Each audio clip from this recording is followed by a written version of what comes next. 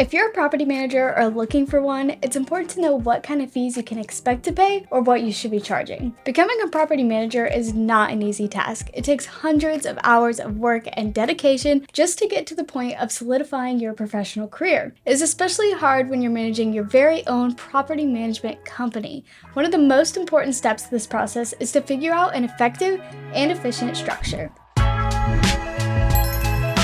So to start off, what is a structure fee? Well, in general, a structure fee is what a business is going to charge their clients for the services. This also applies to the property management world, where property managers can have a certain amount of money that they charge their clients for their services. Pretty straightforward. The fee structure that you choose to apply to your business must be closely analyzed to make sure that it is reasonable with maintaining profits. This price depends greatly on a large number of factors, and we will be talking about those. If you're new to the property management scene, you may still be in need of establishing a concrete structure. If that's your case, this video will help you in knowing more about how to structure your fees and what to charge your customers. So first off, what are the different types of fees? The 6 most common fees are: first, onboarding fee. An onboarding fee or setup fee is a one-time fee that is charged to new clients that covers the cost of setting up the account. This fee is going to cover stuff like paperwork, initial inspections, and introductory materials to be used by the tenant in the future. Although this fee is really common to charge new clients, not all companies choose to do so. Some companies may choose to suspend this fee and charge for the services separately. Also, it is completely up to the property manager to decide what the onboarding or setup fee is going to cover. Most of the times, the higher the price of the fee, the more services they'll be offering. The second type of fee is a property management fee. Clearly, the most obvious fee that must be charged is the actual property management fee. The property management fees, also referred to as a leasing fee, are what the client will pay every month to ensure that their property is properly maintained and managed throughout the year. Also, these payments cover services like showcasing the property, tracking tenant payments, processing paperwork,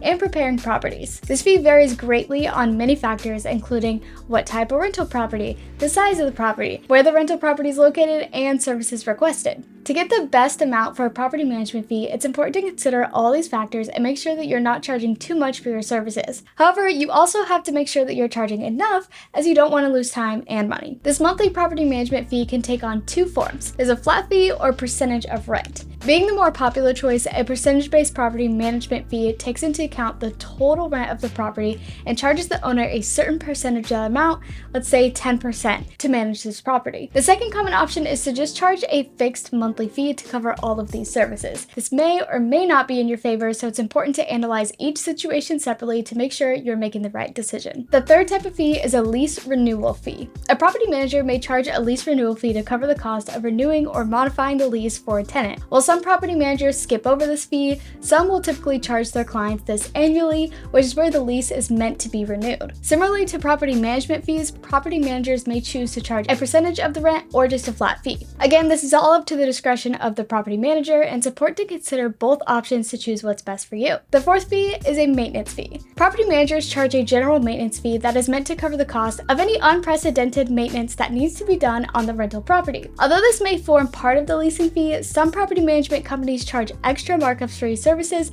done on the rental property. Many times, property management companies have their own maintenance teams and may include some basic maintenance in your normal fee structure. So it's super important to make it clear in any lease agreement how much maintenance will be done on the property at no extra cost. If a property management company charges a client extra for labor, this may cause a dispute between the client and the company. For this reason, it's so important to always be clear about the limits on the services of your agreement. The fifth fee is an early termination fee. If a client decides to break off a company's property management services, they may be charged an early termination fee. It's important to make sure this fee is very clear in any agreement, as it may be ignored at first. Depending on the terms of the rental contract, this fee can be anywhere from a small flat fee to a whole month of management fees. So make sure to be clear about it and understand what is in the contract. And lastly, the 6th most common fee is an eviction fee. Unfortunately, in the real estate world, evictions occur quite often, and they're very expensive. If you want the property management company to take care of that process, you're gonna have to pay a fee. Typically, this would be a flat fee plus any court or legal fees that come with the process. As a property management company, you'll most likely deal with a large number of evictions, so it is important to know that process thoroughly. Apart from this, eviction law laws vary from state to state, so it's really important to be well versed in your state's eviction laws. And if you need help on that or want to learn more about your state's eviction laws, you can actually go to DoorLoop.com and learn everything you need to know about your state's specific eviction process and laws. I'll also go ahead and link that down below for you guys. So now that you know those 6 common fees, how are property management fees structured? Well, some of the most common ways these fees are structured in real estate companies are by rent due or rent collected. It is essential to know the difference between these two styles and understand very well, as it can have a drastic effect on how fees are paid. You need to know this, so pay attention to this last part. When property managers charge their fees based on rent due, they expect payment even if the property is vacant. Even if it's because a tenant who is late on rent or has not paid rent for a few months, property managers who charge on rent due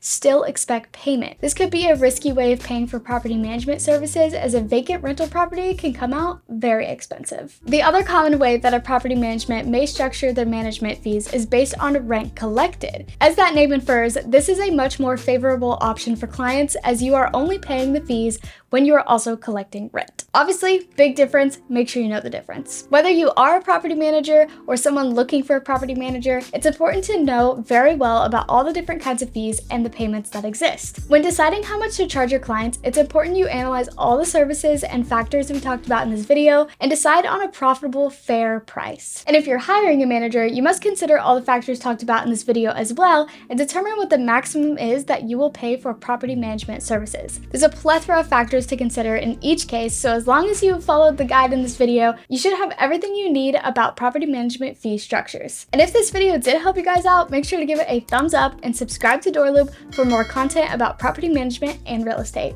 I'll see you guys in the next one. Bye!